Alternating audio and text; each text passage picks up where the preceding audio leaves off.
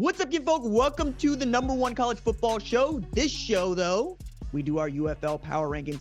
I'm really excited about this UFL show because we get to talk with Houston Roughnecks quarterback Reid Sinnett about his journey to the UFL, the trade that is being a professional football player, and that one time that he threw a pass, caught the pass that he threw, and then ran that in for a score. So he got the passing touchdown and the receiving touchdown. Very excited about that interview. But let's get started with our Week 4 power rankings. Heading into Week 5, we're already all to the halfway mark of the UFL season. We're going to start number 8 like we usually do, go all the way up to number 1. Number 8, I got the Arlington Renegades. They are the last winless team in the UFL.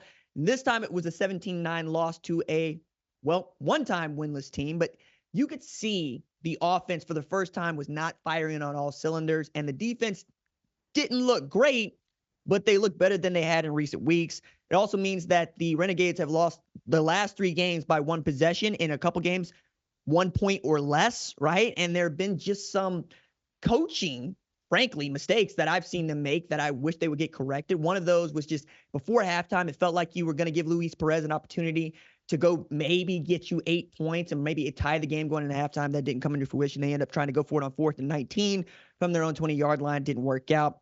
And on the flip side, Luis Perez also looked pedestrian for the first time all season long. I mean, he was just 15 of 28 for 144 with a TD and a pick. The Renegades, they still got some time here. Remember, this is a team that went 4-7 last year and still managed to win the XFL championship. So we'll see, especially as you got 2 teams in the XFL conference that I think they can get by. But, man, one of those teams seems to be just riding a high and getting better each and every week. Number 7 on the list, I got the Houston Roughnecks, who got their first win last week against the Arlington Renegades at home. Quarterback Reid Sinnett had a pretty good day, 18 of 28 for 191 with a TD, no picks. They also got the return of USFL Offensive Player of the Year last year, Mark Thompson, who responded, right? He got his first rushing TD in his first game back. I think he's going to give them a much-needed aspect of their run game. So you're going to get to see more one-on-ones, more people are going to load the box, and then Reid Sinnett gets to go do what Reid Sinnett knows how to do so well. Number 6, I got the Memphis Showboats, who are now riding a 3-game losing streak after getting just destroyed 32-17 by the St. Louis Battlehawks for the second week in a row. Case Cookie's got the hook for Troy Williams. They combined, though, to go just 12 of 21 for 60 yards. Cookies had the Showboats' lone passing TD, but also their lone interception. It's an offense that also got shut out in the second half, and I'm sure that John DeFilippo, who calls the plays, takes that one especially hard. The defense, though, gave up 29 points. So, I mean, that's Carnell Lake is not necessarily doing that much better. This seemed like a really great team at the start of the year, week 1, and since then they've been trying to rediscover that form. Haven't really able to bounce back from that dramatic loss to the San Antonio Brahmas, but there's still time, right? There's still time. Number 5 on the list, I got the Michigan Panthers. They lost 19-9 to the San Antonio Brahmas, but this is a team that really does tell you what they're going to be about by their offensive line. If the offensive line holds up, probably going to win a football game. The offensive line doesn't hold up, probably going to lose a football game. So last week in their win, E.J. Perry got 3 quarterback pressures in that game. In this one against San Antonio Brahmas, they weren't much better. I mean, I'm looking at this. Despite a rushing attack that had 111 yards on 17 carries, which is pretty good for them, especially knowing what they got in backs in Matt Colburn and Wes Hills, they still were getting that dude playing quarterback, running for his life. I mean, Danny Etling came in, and he seemed to be able to add some consistency to what E.J. Perry was doing. They still gave up a bunch of sacks, but he put the ball on the floor with the game on the line and have an opportunity to go back and win it. So getting it sorted out to where those guys don't feel like they got to take off and run, and perhaps lean a little bit more on your run game and then use Legatron, Jake Bates out there to kick 70-yard field goals might be the way forward for them. But again, they're 2-2. They're in the mix. They got a shot here. Number 4 on the list, I got the DC Defenders. The Jordan Ta'amu nearly took them to a win on the road against the Birmingham Stallions. That's impressive. They had the game in hand, 1-point lead with just over a minute left to play. But Skip Holtz and that offense found a way to go down the field. And then the kicker that they signed on a Tuesday made the game winner on a Saturday, and that was really cool. But Jordan Ta'amu has very much been the offense for the Defenders. 256 total yards, 12 of 22 passing for 161. They still don't have a run game. And if they ever develop a run game, I think the DC Defenders could absolutely be one of those 2 teams in the playoffs in the XFL conference. But it really does kind of gall you if you are Reggie Barlow to look at these statistics, because the Stallions average just 5.4 yards per play. The defenders average 5.2. It came down to really the defenders being able to take advantage of their opportunities, and then one play that they'll all just be thinking about, I think, for some time. So it's going into a rain delay, if you haven't watched this game, and it ended up being a rain delay for a lightning delay for 86 minutes, right?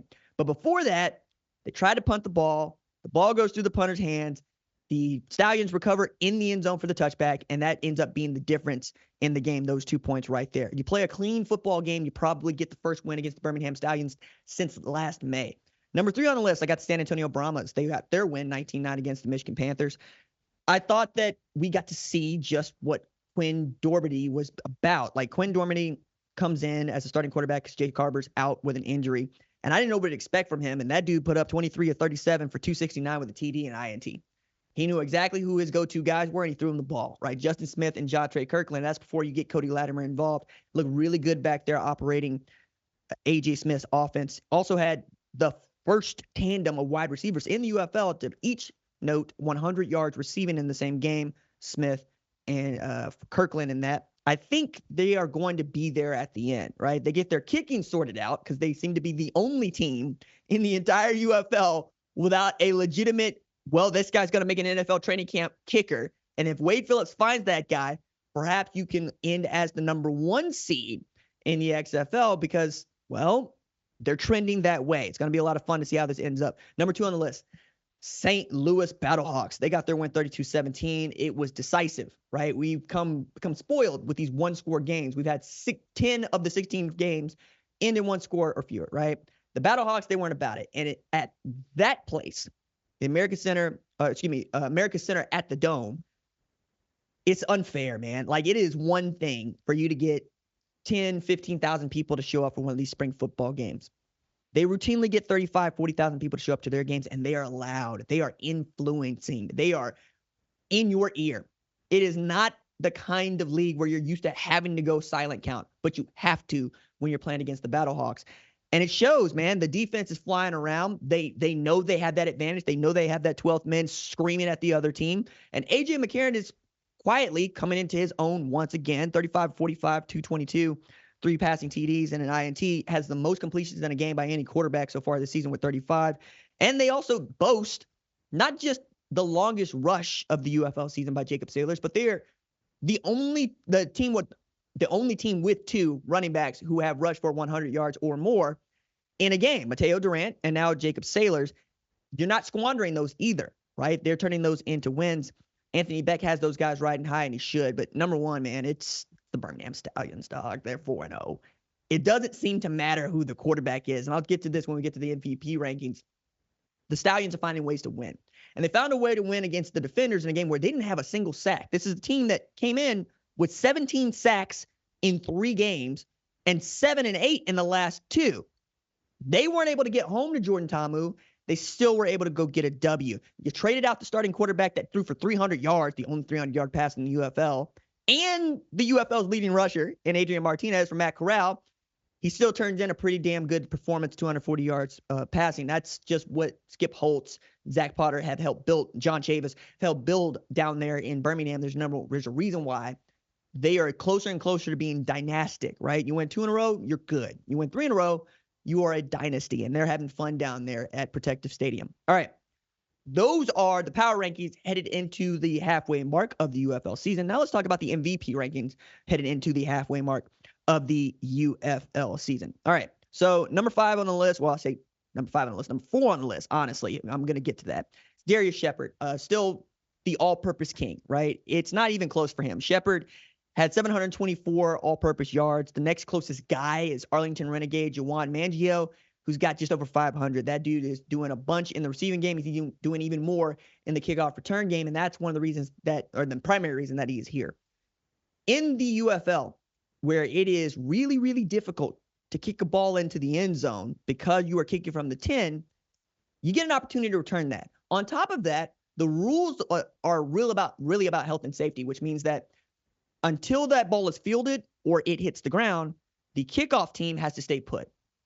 So you don't get a running start, which means that the specialist gets to see what he's looking at and then make a play. And Darius Shepard has shown last year in the XFL, this year in the UFL, that he is a guy that can change field position for you with a good kick return and really put them into positive situations as opposed to having to take the ball from the 25-yard line. Then next on the list, okay, this is where I'm talking about when we talk about 4 versus 5. I'm going to just lay it out here. Number 3, Stallions quarterback, plural. Okay, Matt Corral and Adrian Martinez.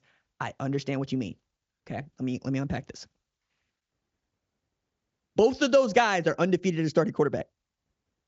Neither of those guys has won the job. Skip Holtz, for the 3rd year in a row, has said, I have quarterbacks that deserve to start. They continue to practice the way that they have practiced and prepare the way they prepared. They will start. He did this with J.M.R. Smith and Alex Magoo in 2022. He did it in 2023.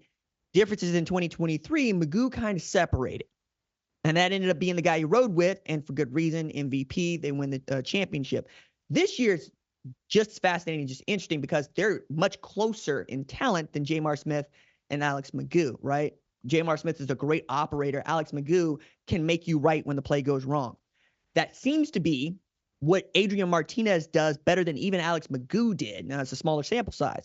But Matt Corral, also kind of a one-to-one to Alex Magoo. So you could say that the level of quarterback under Skip Holtz has really grown. And you still get to keep J.M.R. Smith on the sideline because he is a coach on the field for you.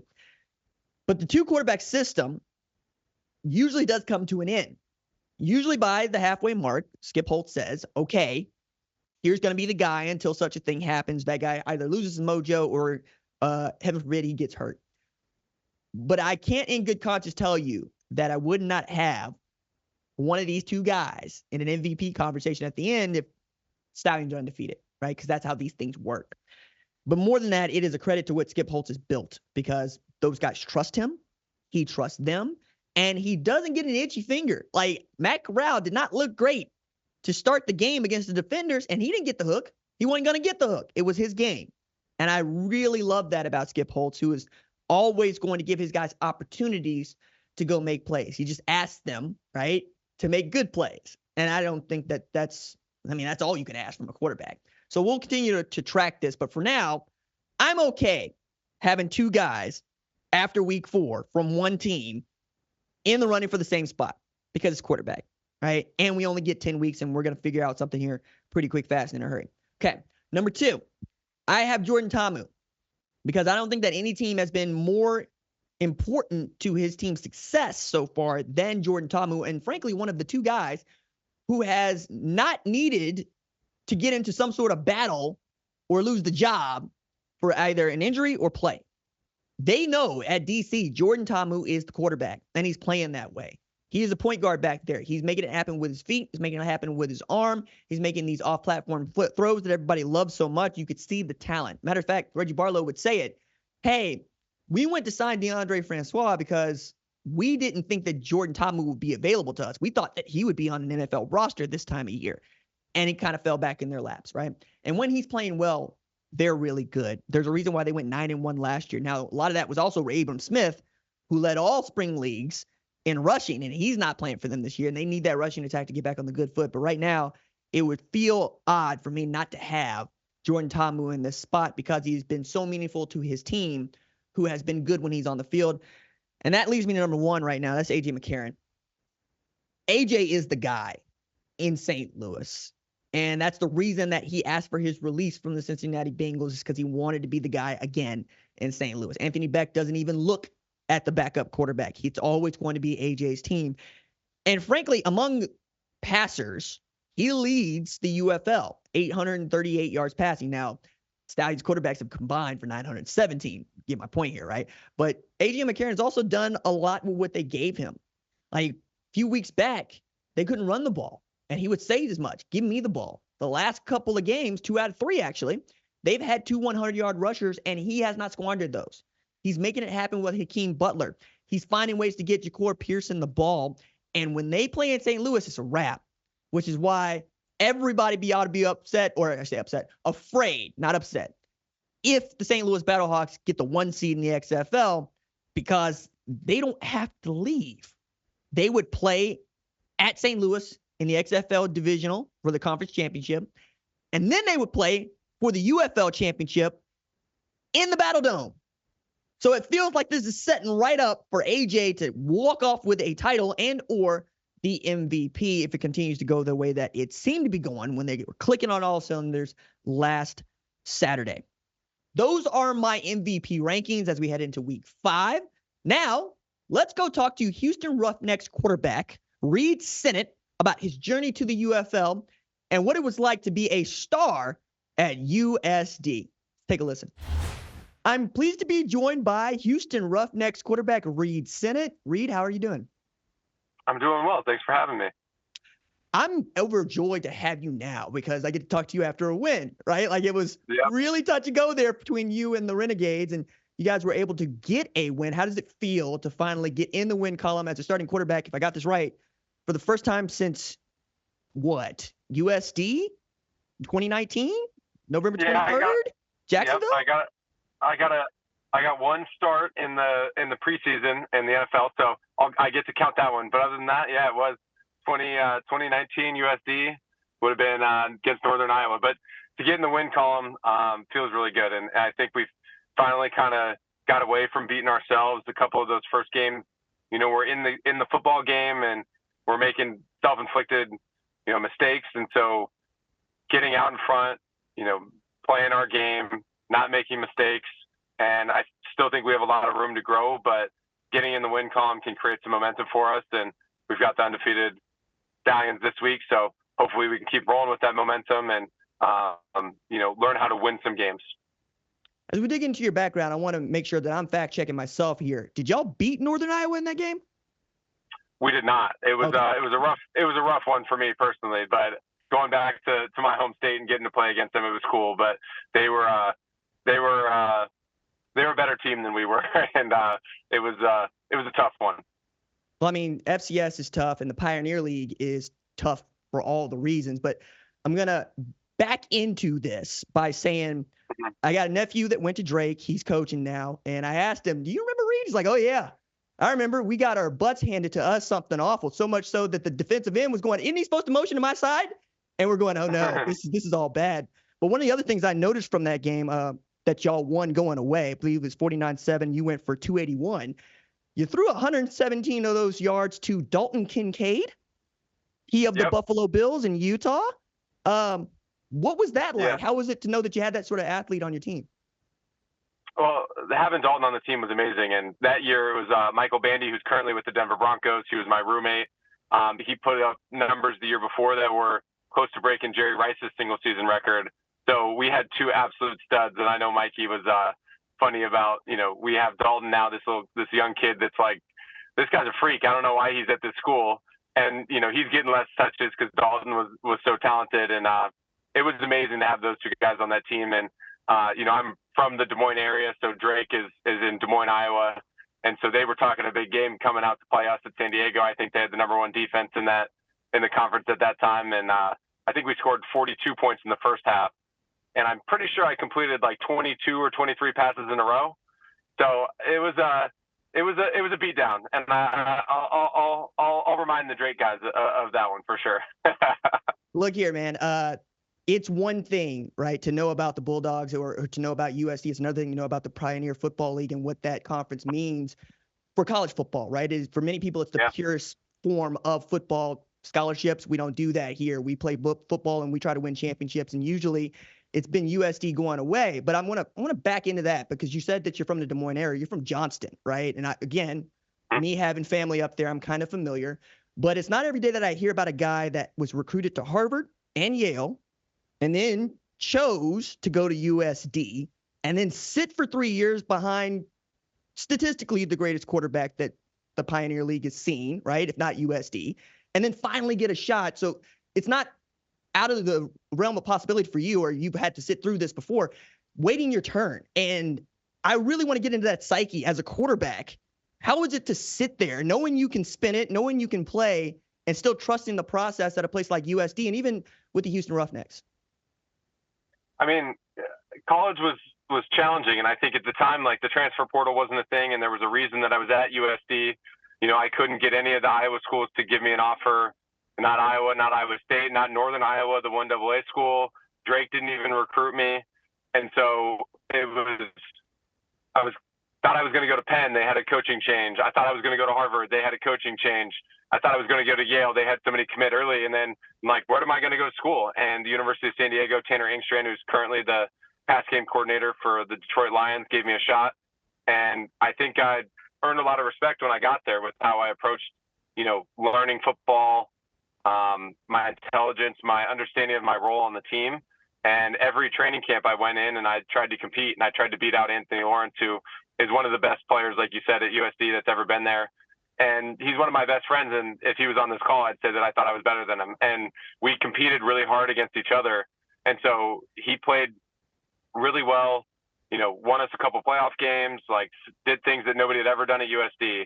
And every year I wanted to go in and beat him out. And when that didn't happen, I felt like I understood my role, and it was to help him get prepared and be there for him when, he disagreed with the coach or something was going on, and he could lean on me to be supportive of him, and I was always there for him. And so that helped me get an opportunity at the NFL level, because I think I understood what my role on the team was, and being a backup isn't, sitting there and complaining that I should be on the field and this isn't fair and this and that and whatever. I was like, I'm going to take care of my business. I'm going to approach the game as closely as I can to being the starter. I'm going to prepare. I'm going to do everything I can to help them. And if I get a chance to go out on the field, I'm not going to let them take me off. And that's something that Tom Brady told me and mentioned to me when I was in my rookie training camp. He said, when Drew Bledsoe went down, I knew that was my opportunity, and I was going to do everything I could to let them never take me off the field again. And he kind of said that to me, you have to be able to do that.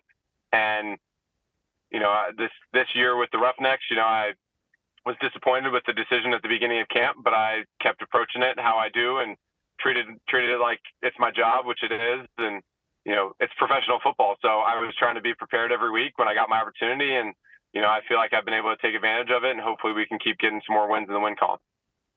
It's interesting that you mention it's professional football, because one of the things that I have to relate to people is that football is a trade, not unlike carpentry, unlike masonry. You do it as a professional, meaning you have to approach it like a professional. And I get that some people only see guys that get to play, right?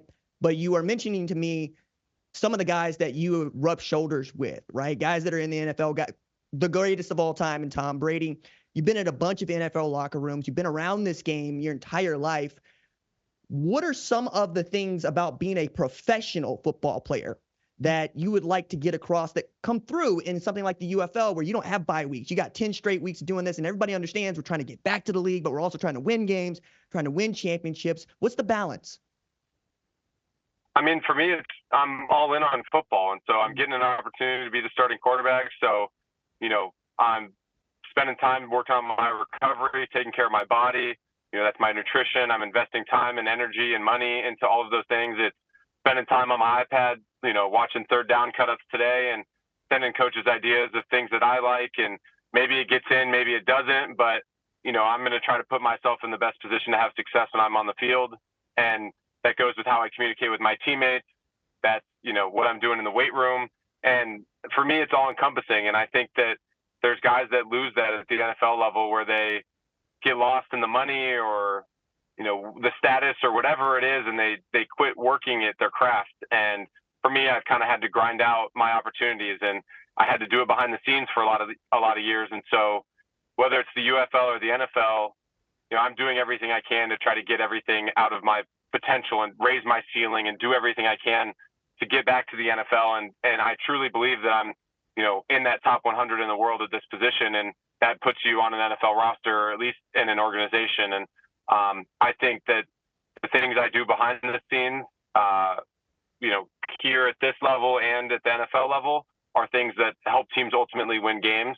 And I'm willing to accept my role, whether right now it's getting to be the starter. And so, there's some things that come with that are a little bit more exciting in terms of game planning and things like that. But, if I'm the 2 or the 3, then I'm still doing my best to be prepared for my opportunity, as well as helping the room and elevating everybody in that room to play the best when they get to go out on game day. It's also a damn good living being a backup quarterback. I'm just going to throw that out there. My guy Chase Daniels, King Finesse, telling this often. Yep. You know what I mean? If you can get that job, you keep that job for as long as you would like to hold it. I kind of want to get a little bit more into your family background because I got this interesting note here that I need to clear up, right? So I kind of want to go into your bloodlines. Your daddy's Kurt Sinnett. I got that right. Yep. Kurt Sinnett, who played at Kansas, or I should say walked on at Kansas for Larry Brown and Roy Williams. Same guy. Yep. National championship on his finger. That guy. Yep. Oh, my goodness, man. I'm from Tulsa, Oklahoma, right? So Danny Manning is a big deal for me, right? And KU basketball, Bill Self got to start at ORU and the University of Tulsa. What is it like for folks to not really know this about your dad unless they ask? And then kind of, Dad, were you any good? And maybe he would say that he was. I mean, he played at Kansas. You'd say he walked on. So I'm curious how much that comes up in conversation. It's funny, it was talked about a lot when I was young, and, he coached me in everything, and basketball was always his first love. And so, there was a lot of encouragement in my basketball game when I was young, because that was where, he felt the most confident. But I think I gravitated towards baseball and football more. And so he was always so supportive of me and that stuff. He's got great stories of what it's like to deal with different coaches. Larry Brown and Coach Williams had very different approaches to how they coached. He is a coach at heart. That's kind of who he is as a person. And I think that translates into my personality quite a bit as well. But I mean, it's awesome to kind of have that background and that experience, and for him to share some of the things that he dealt with as an athlete. And then, he really pursued what he loved. And like, I've always admired that. And I think he got every ounce of what he could out of his ability, if that makes sense. He worked really hard at his game. He did everything he could. He was competitive as hell. And I think that's some of those things have rubbed off on me. And, I've only beat him once in one-on-one. And I think that was the day he quit playing basketball. And so it was, he's still super competitive, and it's fun for us to go back and forth at anything. But I didn't get him until I was probably 17, and I probably won like 7-5. And he was like, all right, I'm done with this. You're good. So, it's awesome. And now, my parents are so supportive of me and what I want to do with this game. And, he loves the X's and O's part. So every Saturday morning or Sunday morning, we're going over the call sheet, and I'm telling him about, here's the game plan. Here's what we're going to try to do. Here's why we're doing this stuff. And so he loves the scheme of sports in general. So, it's really awesome to have him in my corner. Man, beating Dad in a game of pickup is still a rite of passage, right? Because he doesn't let you win, and he will foul the hell out of you. Like, you're going to earn every bucket. So I can understand that he would be that way about, hey, I'm not playing anymore because my kid can beat me. Kind of want to get you out on here on this question, but I think it's fun. A couple years ago, I got to talk with Case Cookies, who I think picked up a personal foul penalty on a pick where he went and he took the haymaker out, and they gave him the flag. And then I looked down, and you got a 30-yard TD to yourself against Cal Poly to open the 2019 season. I got that right. Yep. Okay, so it gets batted in the air, and you catch it and start running?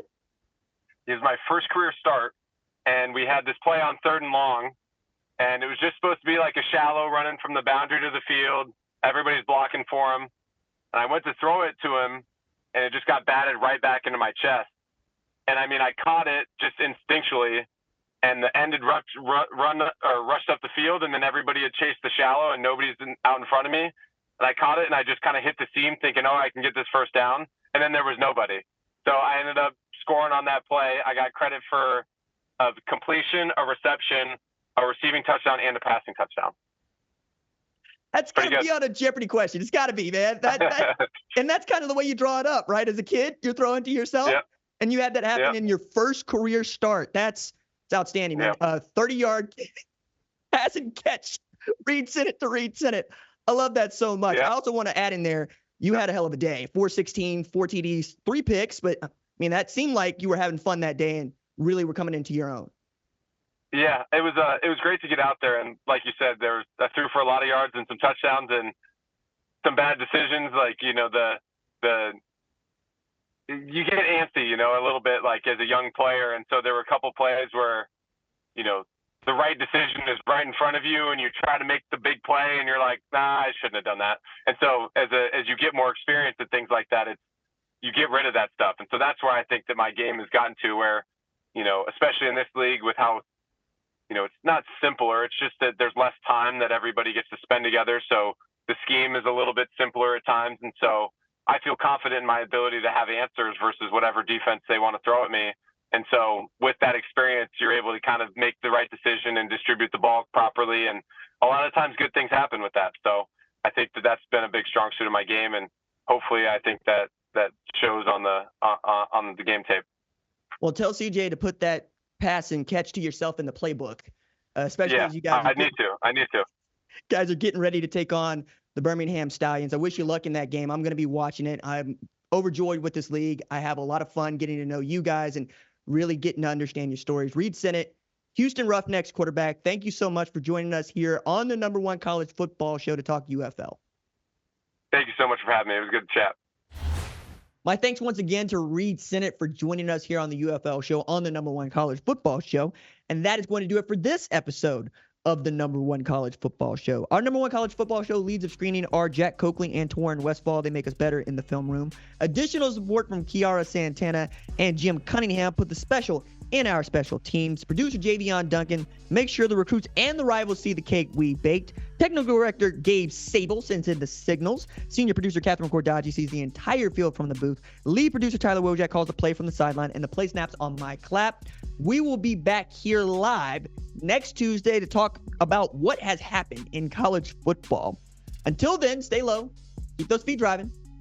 Doses.